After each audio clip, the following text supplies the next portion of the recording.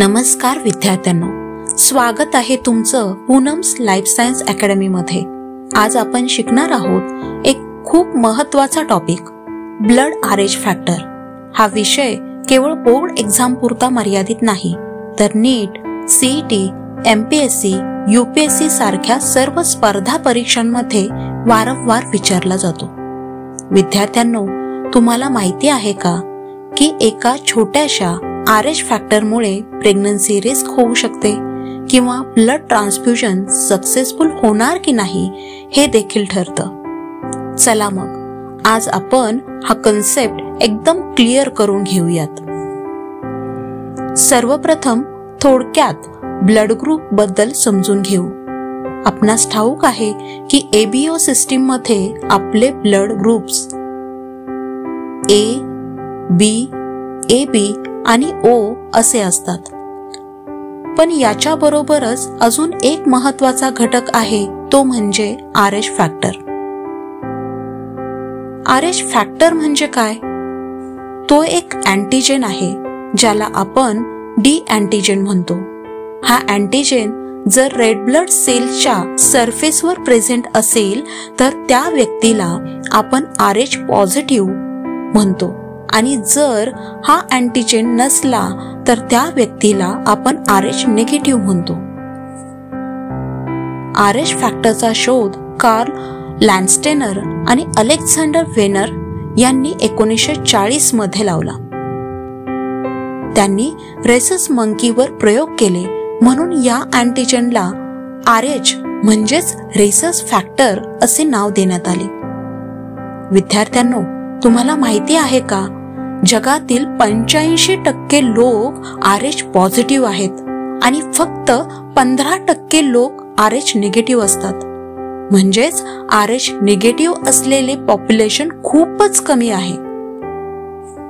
RH factor हा genetic inheritance मुळे ठरतो। आरएच पॉझिटिव्ह हा डॉमिनंट ट्रेट आहे आणि आरएच निगेटिव्ह हा रेसेसिव्ह ट्रेट आहे। उदाहरणार्थ, जर आई आरएच पॉझिटिव्ह आणि वडील आरएच निगेटिव्ह असतील तर त्यांच्या मुलाला आरएच पॉझिटिव्ह किंवा आरएच निगेटिव्ह असण्याची शक्यता असते। सिंपल प्युनेट स्क्वेअरने आपण हे समजू शकतो। आता पाहूया आरएच फॅक्टरचे प्रॅक्टिकल इम्पॉर्टन्स।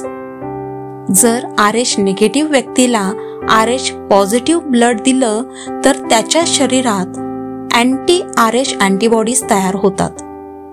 पहिल्या ट्रान्सफ्यूजन मध्ये मोठा प्रॉब्लेम नसतो, पण दुसऱ्या ट्रान्सफ्यूजन मध्ये हे antibodies RH positive red cells नष्ट करतात। याला आपण हिमोलिसिस म्हणतो आणि हे लाईफ थ्रेटनिंग ठरू शकतं। म्हणूनच ब्लड ट्रान्सफ्यूजन करताना एबीओ ब्लड ग्रुप बरोबरच आरएच ग्रुप मॅच करणं अत्यंत आवश्यक आहे। आरएच फॅक्टरचं सर्वात महत्त्वाचं क्लिनिकल महत्त्व म्हणजे प्रेग्नन्सी मध्ये। समजा आई आरएच निगेटिव्ह आहे आणि वडील आरएच पॉझिटिव्ह, तर मूल आरएच पॉझिटिव्ह असण्याची शक्यता आहे। पहिल्या प्रेग्नन्सी मध्ये साधारण काही प्रॉब्लेम होत नाही, पण डिलिव्हरीच्या वेळी आरएच पॉझिटिव्ह चाइल्डच्या काही आरबीसीज आईच्या ब्लड मध्ये जातात। आईच्या इम्युन सिस्टीम मध्ये अँटी आरएच अँटीबॉडीज तयार होतात। आता पुढील प्रेग्नन्सी मध्ये जर मूल आरएच पॉझिटिव्ह असेल तर आईच्या अँटी आरएच अँटीबॉडीज प्लॅसेंटा मधून जाऊन फेटसच्या रेड सेल्स वर अटॅक करतात। त्यामुळे फेटस मध्ये सेव्हरल ॲनिमिया, जॉन्डाइस, हार्ट फेल्युअर्स आणि अगदी मृत्यू देखील होऊ शकतो। या कंडिशनला म्हणतात इरिथ्रोब्लास्टोसिस फेटालिस किंवा हिमोलायटिक डिसीज ऑफ द न्यूबॉर्न। मग याला कसं थांबवायचं हा प्रश्न आपल्याला पडतो। सिंपल आहे, आरएच निगेटिव्ह मदरला डिलिव्हरी नंतर, मिसकॅरेज नंतर किंवा अबॉर्शन नंतर रोगॅम इंजेक्शन दिलं जातं। हे इंजेक्शन रेडीमेड अँटीबॉडीज असतात जे फेटल आरएच पॉझिटिव्ह आरबीसीज नष्ट करतात आणि आईच्या शरीराला अँटीबॉडीज बनवण्याचा वेळच मिळत नाही. यामुळे पुढील प्रेग्नन्सी सुरक्षित राहते. चला आता थोडक्यात सारांश पाहूयात. RH फॅक्टर म्हणजेच D antigen present on the RBCs. RH positive म्हणजे डी अँटीजेन आरबीसीज वर प्रेझेंट असतील आणि RH निगेटिव्ह म्हणजेच अँटीजेन डी हे अब्सेंट असेल. इनहेरिटन्सच्या पॉइंट ऑफ व्ह्यूने पाहिलं तर RH पॉझिटिव्ह हे डॉमिनन्स शो करतात आणि RH निगेटिव्ह हे रेसेसिव्ह पॅटर्न फॉलो करतात. ब्लड ट्रान्सफ्युजन मध्ये मिसमॅच डेंजरस ठरू शकते. प्रेग्नन्सी मध्ये RH इनकम्पॅटिबिलिटीमुळे इरिथ्रोब्लास्टोसिस फेटालिस हा डिसीज होऊ शकतो. याच्या प्रिव्हेन्शनसाठी रोकॅम्प इंजेक्शनचा वापर केला जातो. हा कन्सेप्ट क्लिअर असेल तर एक्झाम मधील कोणतेही क्वेश्चन तुम्ही अगदी सहज सॉल्व्ह करू शकता. काही PYQ आणि एक्सपेक्टेड क्वेश्चन पाहूयात. Define RH factor.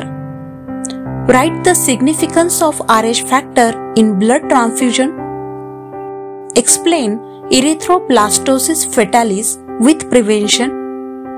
नीट किंवा CET मध्ये विचारला जाणारा MCQ हा RH factor is due to आणि त्यामध्ये ऑप्शन आहेत A antigen, B antigen, D antigen आणि M अँटीजेन. तर या ठिकाणी आन्सर आहे D अँटीजेन. तर विद्यार्थ्यांनो, आज आपण शिकलो ब्लड RH फॅक्टर बद्दल. एक छोटासा अँटीजेन पण किती मोठा मेडिकल आणि जेनेटिक महत्व असलेला आहे. आता तुम्हाला नक्कीच क्लिअर झालं असेल की RH फॅक्टर ट्रान्सफ्युजन मध्ये का महत्वाचा आहे आणि प्रेग्नन्सी मध्ये का रिस्की ठरू शकतो.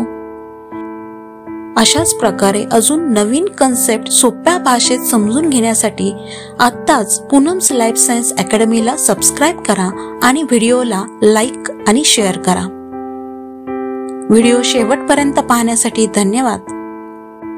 लवकरच भेटू एका नवीन व्हिडिओमध्ये. तोपर्यंत stay connected with Poonam's life science academy for the happy learning. Thank you.